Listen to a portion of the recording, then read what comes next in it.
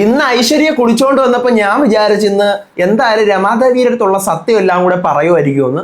കാരണം കുടിച്ചോണ്ട് നിൽക്കുകയാണല്ലോ. പക്ഷെ വീണ്ടും വീണ്ടും വീണ്ടും ഐശ്വര്യ കാണിക്കുന്നത് ഞാൻ കുടിച്ചോണ്ട് അബോധാവസ്ഥയിലുള്ള എന്തെങ്കിലും പറയും, എൻ്റെ മനസ്സിലുള്ളത് പറയാം. അത് വീണ്ടും വീണ്ടും എനിക്ക് കുറച്ചൊന്ന് അരോചകമായിട്ട് തോന്നുന്നു നമ്മുടെ ചെമ്പരത്തി 2-ൽ. കാരണം കുടിച്ചു കഴിഞ്ഞാൽ നമുക്ക് എല്ലാവർക്കും അറിയാം അങ്ങനെ തന്നെ ആയിരിക്കും. എന്താ വീണ്ടും വീണ്ടും ബോധമില്ലാത്ത കാര്യങ്ങളായിരിക്കും പറഞ്ഞുകൊണ്ടിരിക്കുന്നത്, നമ്മുടെ ഉൾമനസ്സിലുള്ള കാര്യമൊക്കെ പുറത്തു വരും. പക്ഷെ വീണ്ടും വീണ്ടും വീണ്ടും ദേ നോക്കിയേ ഞാൻ അബോധാവസ്ഥയെ പറയും. അപ്പം എനിക്ക് അത് വേണ്ടിയിരുന്നില്ല എന്ന് തോന്നിപ്പോയി. പക്ഷെ റനീഷ കലക്കി കേട്ടോ ആ ഒരു കുടിച്ച ഇതിലായിട്ട്. അർജുനും ഓക്കെയാണ്, അർജുനും ഒന്ന് ആടിയൊക്കെ നിൽക്കുന്നുണ്ട്. പക്ഷെ റനീഷ വേറെ ലെവലായിരുന്നു ഇന്നത്തെ ആക്ടിങ്. കാരണം ആ കുടിച്ച ഒരു സ്റ്റൈൽ ഞാൻ ബിഗ് ബോസ് ഒക്കെ കണ്ടിട്ടുള്ളതുകൊണ്ട് എനിക്കറിയാം. ബിഗ് ബോസിനകത്ത് നാഗവല്ലിയുടെ അതൊക്കെ കൊടുത്ത് റനീഷ ഭയങ്കരമായിട്ട് തകർത്തതാ. അതിൻ്റെ വേറൊരു വെർഷനാണെന്ന് റനീഷ അതിനകത്ത് കാണിച്ചത്. പിന്നെ നമ്മൾ കഴിഞ്ഞ എപ്പിസോഡിൽ പറഞ്ഞിട്ട് പോയ പോലെ തന്നെ ആ ഹെൽമെറ്റ് വെച്ചിട്ടുള്ള ആള് അത് നരിയുടെ സ്പൈ പോലത്തെ ഒരാൾ തന്നെയാണ്. യാദൃശ്യമായിട്ട് കണ്ടതാണ്. അപ്പം മഹിയെ കൊല്ലാനുള്ള പ്ലാനിങ് മിക്കവാറും ഈ നരി നടത്തും. കാരണം നരിക്ക് മനസ്സിലായി ആരും മഹിയും സൂസനും കൂടെയാണ് കണക്ഷൻ ഉള്ളതെന്ന് നരിക്ക് മനസ്സിലായി. പക്ഷേ ഇത് രമയുടെ അടുത്ത് പറയാനില്ല, രമാദേവിയുടെ അടുത്ത് പറയുന്നില്ല. നിങ്ങളുടെ മോനുമായിട്ടാണ് സൂസന് ബന്ധമുള്ളതെന്ന് നമുക്ക് വേണ്ടപ്പെട്ട ചിലർ നടുക്ക് വന്ന് നിന്ന് കഴിഞ്ഞാൽ എന്ത് ചെയ്യും എന്നാണ് ചോദിക്കുന്നത്. അപ്പം രമാദേവി പറയുന്നുണ്ട് വെട്ടി വീഴ്ത്തണമെന്നുള്ളത്. സോ എനിക്ക് തോന്നുന്നു ഇത് മിക്കവാറും മഹിയെ കൊല്ലാൻ പോകും. ഇത് അവസാനം രമ അറിയുമ്പോഴത്തേക്ക് രമ ഇവനെ പൂട്ടാൻ നിൽക്കുകയാണ്, നരിയെ പൂട്ടാൻ നിൽക്കുന്നുണ്ട്. നരി അതേസമയം എന്ത് ചെയ്യുന്നുണ്ട്, മഹിയെ പൂട്ടാൻ നിൽക്കുന്നുണ്ട്. മഹിയാണ് പൂട്ടാൻ പോകുന്നതെന്ന് ഇനി രമാദേവി അറിയുമ്പോഴത്തേക്കും ഇവർ തമ്മിൽ ഏറ്റുമുട്ടും എന്നുള്ള കാര്യം അറിയത്തില്ല. കാരണം രമാദേവിക്ക് ഓൾറെഡി അവനല്ലേ കൊന്നത്, അപ്പം അവൻ അനുഭവിക്കട്ടെ എന്നുള്ള ലെവലിലാണ് നിൽക്കുന്നത്. പക്ഷെ ഇന്ന് സത്യം പറഞ്ഞാൽ റനീഷ അല്ലാതെ നമ്മുടെ ഐശ്വര്യ കുടിച്ചിലൊക്കെ കേട്ടപ്പോൾ ഞാൻ വിചാരിച്ചു കുറേ സത്യങ്ങൾ, കുറച്ച് കാര്യങ്ങളൊന്ന് തുപ്പൂന്ന് വിചാരിച്ചു. പക്ഷെ അങ്ങനത്തെ സാധനമൊന്നും തുപ്പിയില്ല. ഇത് കുറച്ച് കാര്യം, കുറച്ച് രഹസ്യമൊക്കെ വെളിയിൽ വന്നു. ബാക്കിയൊക്കെ ഇനി വരാനുണ്ട്. ഇന്ന് എനിക്ക് കുറച്ചൊന്ന് നിരാശയായിട്ട് തോന്നിയത് മഹിയുടെയും നമ്മുടെ ചിന്നുവിൻ്റെയും സീൻസ് കുറച്ചായിരുന്നു ഇന്നുണ്ടായിരുന്നത്. അവരുടെ ജസ്റ്റ് ചെറിയൊരു 2 minutes 3 minutes സംഭവം മാത്രമേ ഉണ്ടായിരുന്നുള്ളൂ. ഇന്ന് എപ്പിസോഡ് നല്ല ലെങ്ത് ഉണ്ടായിരുന്നു, അരമണിക്കൂറോളം എപ്പിസോഡ് ഉണ്ടായിരുന്നു. ഞാനിങ്ങനെ അരമണിക്കൂറുണ്ടല്ലോ എപ്പിസോഡ് എന്നിങ്ങനെ വിചാരിക്കുകയും ചെയ്തു. അപ്പം ഇന്നത്തെ ചെമ്പരത്തിയുടെ എപ്പിസോഡ് 126 ഏപ്രിൽ 6-ാം തീയതിയിലത്തെ റിവ്യൂ ആയിട്ടാണ് ഞാൻ വന്നിരിക്കുന്നത്. എപ്പിസോഡ് കണ്ടിട്ട് വരിക. ദിസ് ഈസ് റിവ്യൂ നോട്ട് എക്സ്പ്ലനേഷനെ. അപ്പം ആദ്യം തന്നെ welcome back to moonlight media max channel. ആദ്യമായിട്ട് കാണുന്നവർ സബ്സ്ക്രൈബ് ചെയ്യുക, വീഡിയോ ലൈക്ക് ചെയ്യുക, ഷെയർ ചെയ്യുക. നിങ്ങൾക്ക് എപ്പിസോഡിനെ പറ്റിയുള്ള ഒപ്പീനിയൻസ് മസ്റ്റായിട്ട് താഴെ കമൻറ്റ് ചെയ്യുക. അതുപോലെ തന്നെ എൻ്റെ FB പേജും ഇൻസ്റ്റാ പേജും ഫോളോ ചെയ്യാനും മറക്കരുത്. അങ്ങനെ ജയിലിലെ സീനാണ് കാണിക്കുന്നത്. ജയിലിലോട്ട് പുതിയൊരു ജയിൽ പുള്ളിയും കൂടെ അങ്ങോട്ട് കൊണ്ടുവരുന്നുണ്ട്. എന്നിട്ട് അയാൾ സംസാരിക്കുന്നുണ്ട്, ഇങ്ങനെ എന്നെയും കള്ളക്കേസി കുടുക്കിയതാണ്, പക്ഷെ എന്നെ ജയിലിനകത്ത് തന്നെ ഇട്ട് കൊല്ലും എന്നുള്ള ലെവലിലാണ് കാണിക്കുന്നത്. പക്ഷെ ഞാൻ ആലോചിക്കണം എന്തിനാണ് അങ്ങനെ ഒരാളെ അതിനകത്ത് കൊണ്ടുവരുന്നത്? കാരണം ഓൾറെഡി ശിവദാസിനെ പോലെ ഒരു പാവപ്പെട്ട ആൾ അതിനകത്ത് കിടക്കുവാണ്. അപ്പോൾ വേറൊരാളെയും കൂടെ കൊണ്ടുവന്ന് അവിടെ ഇടേണ്ട കാര്യം കഥയിലുണ്ടായിരുന്നില്ല. പറഞ്ഞാൽ മനസ്സിലായില്ലേ? അപ്പോൾ ഇനിയിപ്പം ഇതിൻ്റെ എപ്പിസോഡിൻ്റെ എൻഡിങ്ങിൽ രണ്ടുപേരെ കൊല്ലാനായിട്ട് അതിനകത്ത് കയറുമ്പോഴാണ് കാണിക്കുന്നത്. ഇനിയിപ്പോൾ ഇയാളെ കൊല്ലുമോ അതോ ശിവദാസിനെ കൊല്ലാനാണോ വന്നതെന്ന് ഒരു പിടിയുമില്ല. ദെൻ കുടിച്ചുകൊണ്ട് വരുന്ന ഐശ്വര്യയുടെയും അർജുൻ്റെയും സീനാണ്. അതൊക്കെ വെറിത്തനം ആട്ടമായിരുന്നു. അവിടെ ഞാൻ കുറച്ചും കൂടി കോമഡി പ്രതീക്ഷിച്ചു. നീ ഇവിടെ കുടിച്ചോണ്ടല്ലാടി വന്നത്, നീ ഇവിടെ പറയുന്നതൊക്കെ നമ്മൾ കേൾക്കാൻ പോലെ എന്നൊക്കെ ഭദ്രൻ ചോദിക്കുമ്പോൾ താൻ ബോർഡോ എഴുന്നേറ്റെന്നൊക്കെ പറയുന്നു. പക്ഷേ സ്ഥിരം ഭദ്രൻ്റെ കുറച്ചൊരു കോമഡി പീസ് ഉണ്ടല്ലോ, കുഞ്ഞോളെ അടിച്ചിറക്ക, കുഞ്ഞോളെ എവളെ ഇപ്പം തന്നെ ഇവിടെ നിന്ന് അടിച്ചിറങ്ങണം എന്നൊക്കെ പറഞ്ഞിട്ട്. പക്ഷെ നീലിമ പറയുന്നുണ്ട് തൊട്ട് നോക്കടി എൻ്റെ മോളെ അടിച്ച് നിന്റെ കവാലടിച്ച് പൊട്ടിക്കുന്നൊക്കെ കറക്റ്റായിട്ട് പറയുന്നുണ്ട്. പക്ഷെ കുറച്ചും കൂടി അവിടെ ഞാനൊരു ഫൺ എലമെന്റ് ഭദ്രന്റെ ഭാഗത്തു നിന്ന് എക്സ്പെക്ട് ചെയ്തിട്ടുണ്ടായിരുന്നു, അത് കിട്ടിയില്ലേ.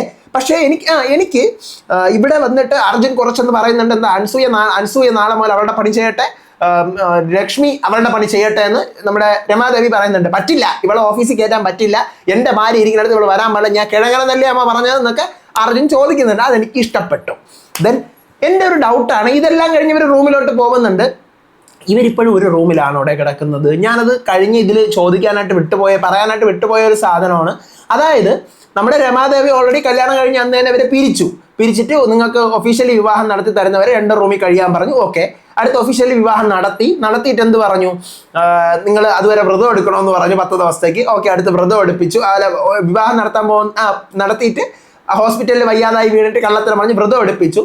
വ്രതം അത് 10 ദിവസം കഴിഞ്ഞിട്ട് വീണ്ടും എന്ത് ചെയ്യുന്നു, മറ്റേ മുട്ടിലഴയുന്ന പരിപാടിക്ക് നോക്കിയപ്പോഴത്തേക്കാണ് പദ്ധതി എല്ലാം കയ്യിൽ നിന്ന് പൊളിഞ്ഞതും ശിവദാസൻ വന്ന് കഴിത്തിന് പിടിച്ചൊക്കെ അപ്പോഴാണ്.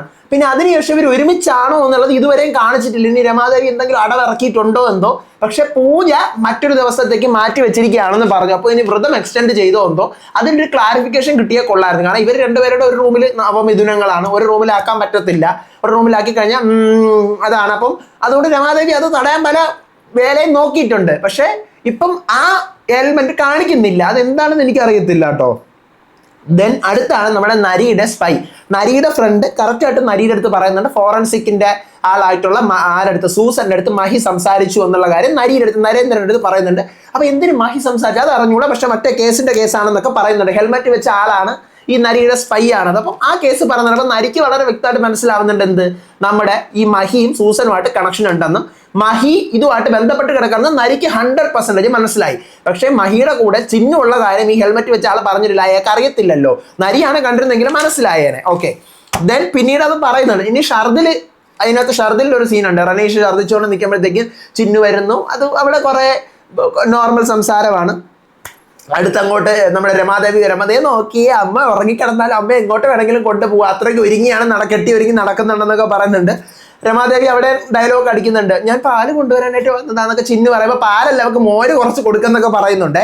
അടുത്ത് പിന്നെ എന്ത് ചെയ്യുന്നു, ജയിലിലെ വിഷയങ്ങൾ അങ്ങോട്ടും ഇങ്ങോട്ടുള്ള കേസുകളുടെ കാര്യമൊക്കെ ഇവർ സംസാരിക്കുന്നുണ്ട്. അതായത് 3 പ്രതിപ്പുള്ളികളുണ്ട്, അവർ സംസാരിക്കുന്നുണ്ട്. ചിന്നുവിന്റെ മഹിയുടെ ഒരു കേസ്, അവര് ചിന്നു മഹിയും കൂടി അച്ഛനെ വെളിയിൽ ഇറക്കാൻ എന്ത് വിഷയമാണ് എന്നുള്ളത് എനിക്കിപ്പോൾ അവിടെ എന്തോ കണ്ടന്റ് കുത്തിക്കയറ്റുന്ന പോലെ തോന്നി. കാരണം മഹിയുടെയും ചിന്നുവിന്റെയും ഒരു ലവ് സീക്വൻസ് കുറഞ്ഞു വരുന്ന പോലെ തോന്നി. ലവ് സീക്വൻസ് കാരണം ഇപ്പം നമുക്കറിയാം ശിവദാസൻ ജയിലിലാണ്, അപ്പൊ അതിന് പറ്റിയ സാഹചര്യം അല്ലേ. എന്നാലും 1-2 ഭർത്താവ് ഇപ്പൊ ഇവർ കേസിന്റെ പിറകിലാണല്ലോ, സംസാരിക്കാമായിരുന്നു എന്ന് തോന്നിപ്പോയി.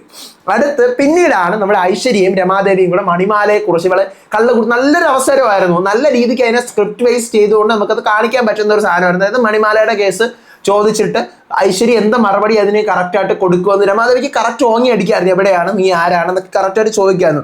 അപ്പോഴാണ് ഞാൻ ഈ പറഞ്ഞ പോലെ അനാവശ്യമായിട്ട് എന്താ ഐശ്വര്യ ഞാൻ കുടിച്ചിരിക്കുകയാണ്, അപ്പൊ അതുകൊണ്ട് എൻ്റെ ഉള്ളിൽ നിന്നെല്ലാം കേൾക്കാനല്ലേ ചോദിക്കുന്നത്, അതെ അത് ശരിയാണ്. അപ്പൊ ഞാൻ ആയിരിക്കും അതിൻ്റെ ഒരു ആവശ്യമില്ല, നമ്മൾ കുടിച്ചിരിക്കുന്ന ഒരാളടുത്ത് എന്ത് ചോദിച്ചു കഴിഞ്ഞാൽ മിക്കുള്ളതോ അയാളുള്ളത് തന്നെയായിരിക്കും പറയാൻ പോകുന്നത്.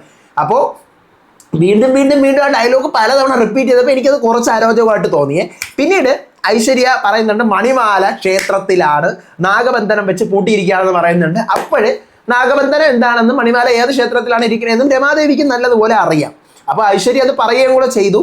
എന്നിട്ട് നാഗബന്ധനം തുറക്കാനായിട്ട് ഐശ്വര്യക്ക് അറിയാമെന്നാണ് ഐശ്വര്യ പറയുന്നത്. പക്ഷെ ശരിക്കും ഐശ്വര്യക്ക് നാഗബന്ധനം എന്താണെന്ന് അറിയാം. നാഗബന്ധനം തുറക്കാൻ പറ്റുമെങ്കിൽ തുറക്കെന്ന് പറഞ്ഞ് ചിന്നു വെല്ലുവിളിക്കുന്നുണ്ടല്ലോ, കഴിഞ്ഞ എപ്പിസോഡിൽ വെല്ലുവിളിക്കുന്നുണ്ട്. ചിന്നുവിന്റെ കരണത്ത് പൊട്ടിച്ചിട്ടാണ് ഐശ്വര്യ പോകുന്നത്. അപ്പൊ എന്തായാലും ഇവർക്ക് നാഗബന്ധനം അറിയത്തില്ല. ഇനി വീണ്ടും ഇതിനകത്ത് കൺസെപ്റ്റ് പൊളിച്ചെഴുതിയോ ഒന്നും എനിക്ക് അറിഞ്ഞുകൂടാ. പക്ഷെ അസ്പർദ്ധ കഴിഞ്ഞ എപ്പിസോഡ് ഇതിനകത്ത് നമ്മുടെ ഇവർക്ക് അറിയത്തില്ല, ആർക്ക് നമ്മുടെ ലക്ഷ്മിക്ക് ഐശ്വര്യലക്ഷ്മിക്ക് അറിയത്തില്ല നാഗബന്ധനം എങ്ങനെയാണ് തുറക്കുന്നതെന്നല്ല, മറ്റുള്ള വെല്ലുവിളിച്ചിരിക്കുകയാണല്ലോ. മന്ത്രങ്ങളും തന്ത്രങ്ങളും അറിയാമെന്നൊക്കെ പറയുന്നുണ്ട്, പക്ഷെ അതൊന്നും ഇവർക്ക് അറിയത്തില്ലെന്നാണ് കഴിഞ്ഞ എപ്പിസോഡിൽ കാണിക്കുന്നത്. മോതിരം രമാദേവി തിരിച്ചു കൊടുത്തിരിക്കുകയാണ്. രമാദേവി 30 ദിവസം സമയം കൊടുത്തല്ലോ, അപ്പൊ ഞാൻ മണിമാല കൊണ്ടുതരാം, സമാധാനമായിട്ട് ഇരിക്കും, ഞാൻ അതിന്റെ പിറകെയാണെന്നൊക്കെ പറഞ്ഞിട്ട് കുടിച്ച് ലക്ക് കെട്ട് പോകുന്നുണ്ട്. ആര് നമ്മുടെ ഇവള് ഐശ്വര്യലക്ഷ്മി മോതിരവും തിരിച്ചു കൊടുക്കുന്നുണ്ട്. ജയിലിൽ കൊല്ലാനായിട്ട് 2 ഗുണ്ടകൾ കയറുന്നുണ്ട് ഇവരുടെ സെല്ലിലോട്ട്. അപ്പൊ ഇതിനി ഞാൻ പറഞ്ഞ പോലെ ശിവദാസനെ കൊല്ലാനായിട്ടാണോ മറ്റു ആൾക്കാരെ കൊല്ലാനായിട്ടാണോ വരുന്നതെന്ന് അറിഞ്ഞുകൂടാ.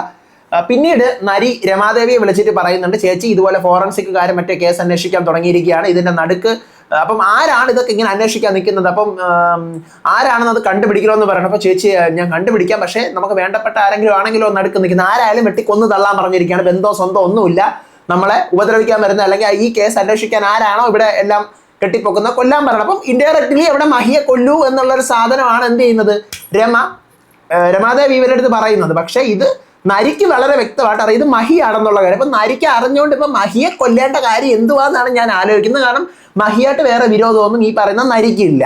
അപ്പം നരി പിന്നെ ഈ ഒരു സാധനം മറച്ചു വെക്കേണ്ട കാര്യം എന്താണെന്ന് എനിക്കൊരു പിടി കിട്ടുന്നില്ലേ. അപ്പം അത് അങ്ങനത്തെ ഒരു സാധനം വേണ്ടപ്പെട്ടവരായാലും കൊല്ലണമെന്ന് പറഞ്ഞുകൊണ്ടാണ് എപ്പിസോഡ് എൻഡ് ആവുന്നത്. ശരിക്കും ചെമ്പരത്തിയുടെ കഴിഞ്ഞ എപ്പിസോഡ് വരെ ഞാൻ കണ്ടുള്ള ഒരു സാധനം എനിക്ക് ഇന്നത്തെ എപ്പിസോഡിൽ കിട്ടിയില്ല. 1/2 മണിക്കൂർ ഉണ്ടാകുന്നപ്പോൾ ഞാൻ വിചാരിച്ചു ഇതിൻ്റെ പൊന്നെ ഇന്ന് ഞെരിക്കുന്നു പൊളിക്കുന്നു, പക്ഷേ ആ സാധനമൊന്നും കിട്ടിയില്ല. നമുക്ക് നോക്കാം, ശിവദാസിന് എത്രയും പെട്ടെന്ന് ജയിലിൽ നിന്ന് ഇറക്കി കഴിഞ്ഞാൽ ഒരു പക്ഷേ എന്ത് ചെയ്യാം, നമുക്ക് കുറച്ചും കൂടി ഒരു ലവ് എലമെന്റ് കിട്ടും എന്ന് പ്രതീക്ഷിക്കുന്നു.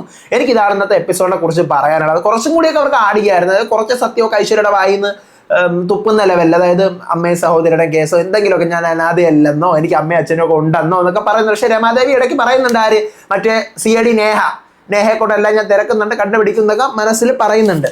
ഇതാണ് ഇന്നത്തെ ചെമ്പരത്തി 2നെ പറ്റി എനിക്ക് പറയാനുള്ളത്. നിങ്ങളുടെ ഒപ്പീനിയൻസ് മസ്റ്റായിട്ട് താഴെ കമൻറ്റ് ചെയ്യുക. പിന്നെ നമ്മുടെ കഴിഞ്ഞ വീഡിയോസ് ചെമ്പരത്തിയുടെ ആൾക്കാർ ഒത്തിരി പേര് അതിനകത്ത് കമൻറ്റ് ചെയ്തിട്ടുണ്ടായിരുന്നു. നമ്മുടെ നടനായിട്ടുള്ള മഹി, നമ്മുടെ സീതമ്മ, അതുപോലെ തന്നെ അതിൻ്റെ 1-2 കൺട്രോളേഴ്സൊക്കെ ഞാൻ ചെക്ക് ചെയ്തപ്പോഴത്തേക്ക് അവരെ കമൻറ്റ് ഒത്തിരി സന്തോഷം. അപ്പോൾ ഇതുപോലെ തന്നെ ആരെയും പൊക്കുന്നുമില്ല, ആരെയും താക്കുന്നുമില്ല, ഉള്ളതുപോലെ ഞാൻ കണ്ട റിവ്യൂ പറയുവാണ്. നിങ്ങളുടെ എല്ലാവരുടെയും സപ്പോർട്ട് വേണം. അതുപോലെ എൻ്റെ ഓഡിയൻസ് മസ്റ്റായിട്ട് താഴെ കമൻറ്റ് ചെയ്യുക. അടുത്ത വീഡിയോ ആയിട്ട് വരാം, വിശേഷമായിട്ട് വരാം. അപ്പോൾ അതുവരേക്കും ബൈ ബൈ.